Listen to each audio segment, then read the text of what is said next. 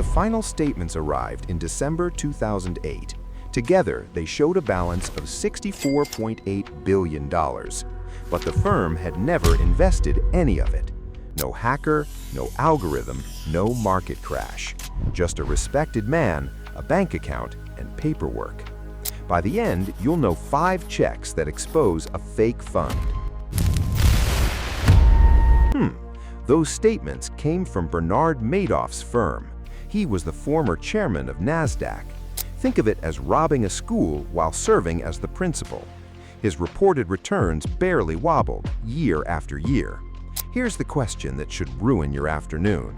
How did a fake fund look more respectable than real ones? And how many people helped without noticing? Stick around, there's an escalator in this story. Yes, even you spreadsheet people, especially you. Everything here comes from court records, guilty pleas, and official reports. The SEC's own Inspector General wrote the harshest chapter. I read the boring parts so you don't have to. You'll see exactly how a Ponzi scheme wears a suit. You'll see who carried the money and who looked away. And you'll get 5 concrete checks to run tonight. One takes 2 minutes and costs you nothing. The last check is the most important one. Stay to the end. It protects your retirement accounts. Now, let's meet a couple we'll call the Hendersons. They're a composite built from real trustee claim records. Retired, careful, the kind who read every policy renewal. A professional firm offered them a fund with a pedigree. The feeder fund came with glossy brochures and a website. It invested everything with one legendary money manager. The Hendersons signed. The statements started arriving monthly. Every statement showed a gain. Calm, smooth, predictable. Markets crashed on TV. Their balance never flinched. That felt safe. That was the warning. In late 2008, they asked for some money back. For the first time in years, the answer stalled. Then came the news headline that ended the sentence. Their balance, like everyone's, was mostly ink. Some investors lost everything they thought they had. Pensions, charities, and family trusts all stood in line. They had done everything the system told them to. Read the documents, diversify, use a professional. None of it mattered because the middle was rotten. So how did the machine actually work? Follow a single dollar through 4 layers. Layer 1, an investor hands money to a fund. Layer 2, the fund, called a feeder, moves it along. Feeder funds collect your money and pass it onward. They charge fees for the privilege of handing it off. Layer 3, Bernard Madoff's investment advisory business. Layer 4, one bank account at Chase Manhattan. In his guilty plea, Madoff said it plainly. He never invested the money. It went in the account. When clients wanted cash out, new clients paid them. That is the entire engine of a Ponzi scheme. Old money gets paid with new money. Now the cover story deserves a closer look. Madoff claimed a strategy called split strike conversion. Buy stable blue-chip stocks, then hedge with options. Done honestly, it's real, boring, and hard to beat. His version had one small expensive flaw. It never happened. The trades existed on paper only. Statements listed stocks, options, dates, prices, all invented. His staff mailed statements that described trades nobody made. Here is where the escalator finally comes in. Real investing looks like climbing a staircase. Up, down, sometimes you trip, occasionally you fall. Madoff's monthly returns looked like an escalator. Smooth, steady, always rising, never a wobble. An escalator in a building with no electrical bill.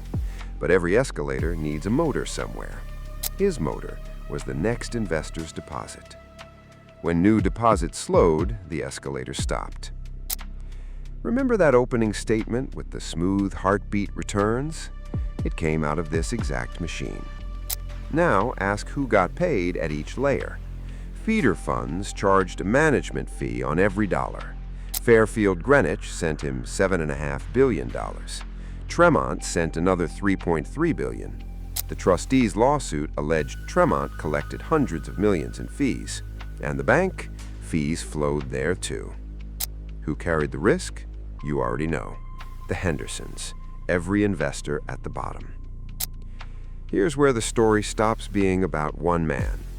In 1999, an analyst named Harry Markopolos got an order. His boss told him to match Madoff's returns. Markopolos ran the math for a few hours.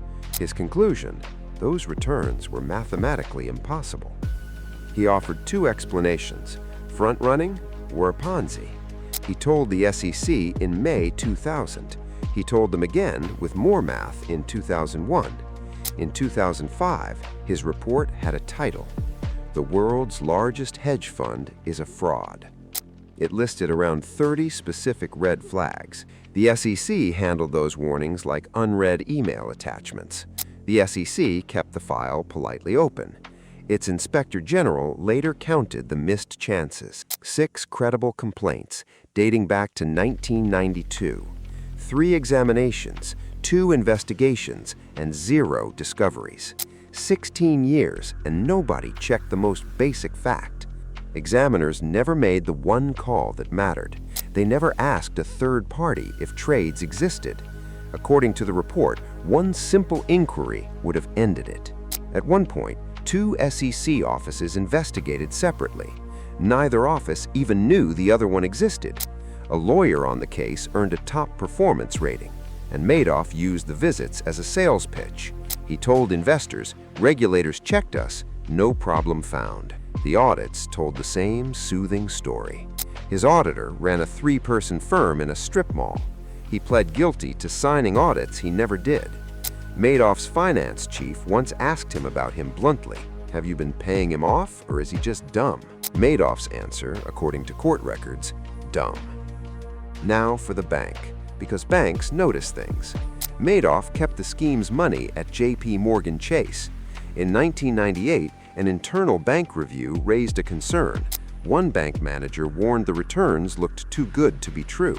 For years, the bank never filed the required suspicious activity report. In 2014, JPMorgan agreed to pay $2.6 billion. Prosecutors called it the largest bank forfeiture in history. $1.7 billion went to Madoff's victims. JPMorgan said no employee knowingly assisted the scheme. The U.S. attorney put it more sharply: the bank connected the dots on its own profits. Now, the honest counterargument, because you deserve it. After the collapse, the system actually fought back. A court-appointed trustee clawed back billions from early winners. As of this year, victims have received over $14 billion. Since then, regulators rebuilt their warning systems so the machines can catch the next one earlier. That recovery is real, and it matters. But recovery is a time machine running one way. It refunds money.